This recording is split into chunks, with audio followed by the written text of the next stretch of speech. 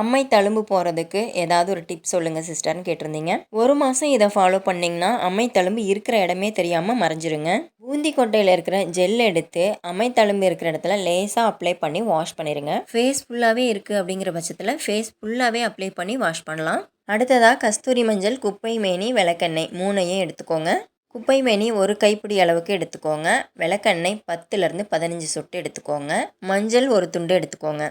மஞ்சளை ஃபஸ்ட்டு இடிச்சிட்டு அதுக்கப்புறமா குப்பை மேனியை போட்டு நல்லா அரைச்சிட்டு விளக்கெண்ணையும் அதுலேயே சேர்த்து அரைச்சிக்கோங்க. குப்பை மேனி இல்லைங்கிற பட்சத்தில் வேப்ப இலையை கூட எடுத்துக்கலாம். குப்பை மேனியும் இல்லை, வேப்ப இலையும் இல்லைங்கிற பட்சத்தில் வெறும் விளக்கெண்ணையும் மஞ்சள் மட்டும் கூட சேர்த்து போட்டுக்கலாம். நல்லா நைஸாக அரைச்சிட்டு எங்கெல்லாம் தழும்பு இருக்கோ அங்கெல்லாம் அப்ளை பண்ணிக்கோங்க. 1/2 hour விட்டு வாஷ் பண்ணிடுங்க. வாஷ் பண்ணதுக்கப்புறம் சோப் எதுவும் போட்டுறக்கூடாது. நைட் டைமில் போட்டிங்கன்னா இது இன்னும் நல்ல எஃபெக்டிவாக இருக்கும். வின்டர் சீசனில் உங்களோட ஃபேஸ்க்கு போட்டிங்கன்னா மேஜிக் மாதிரி ஜொலிக்கும் உங்களோட ஃபேஸ்.